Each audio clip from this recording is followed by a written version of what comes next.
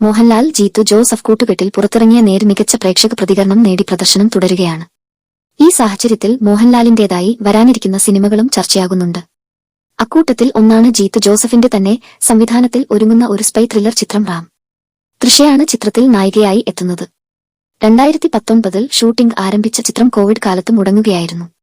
റാം പോലുള്ള ചിത്രങ്ങളുടെ കണ്ടിന്യൂറ്റി പ്രശ്നത്താലേതിനാലാണ് താടി വടിക്കാത്തതെന്ന് മോഹൻലാൽ പറഞ്ഞിരുന്നു.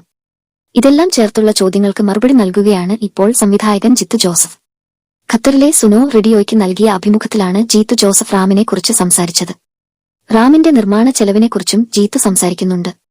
ട്യൂണീഷ്യയിലും ഇംഗ്ലണ്ടിലുമായാണ് റാമിന്റെ ഷൂട്ടിംഗ്. അവിടുത്തെ കാലാവസ്ഥ ഒത്തുവരുമ്പോൾ ഇവിടെ അഭിനേതാക്കളുടെ ഡേറ്റ് ഒത്തുവരില്ല. ഇങ്ങനെ അനവധി ഘടകങ്ങൾ ഒത്തുവരണം. ഡിസംബറിൽ ഒരു ഓപ്ഷൻ വന്നിരുന്നു. ആർട്ടിസ്റ്റ് ഡേറ്റൊക്കെ ഒത്തുവന്നു, പക്ഷേ അവിടത്തേക്ക് തണുപ്പ് കാരണം അടുക്കാൻ പറ്റില്ല. മാത്രമല്ല ഡേ ടൈം കുറവുമാണ്. ഇങ്ങനെ ചില പ്രശ്നങ്ങളിൽ കിടക്കുകയാണ്.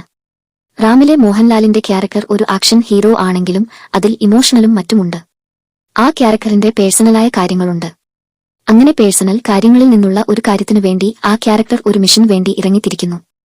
എന്നാൽ അയാൾ ഒരു സാധാരണക്കാരനും അല്ല. 2 പാർട്ടായി 140 കോടിയോളം ചിലവാക്കിയാണ് റാം ഒരുക്കുന്നത്. അതിനാൽ തന്നെ ഇത് വലിയ പടമാണ് എന്ന് കരുതി ഭയങ്കര ലാർജർ ദ ലൈഫ് ഫൈറ്റും മറ്റുമുള്ള ചിത്രമല്ല. അത് കാണുമ്പോൾ മനസ്സിലാകും, ജീത്തു ജോസ് പറഞ്ഞു.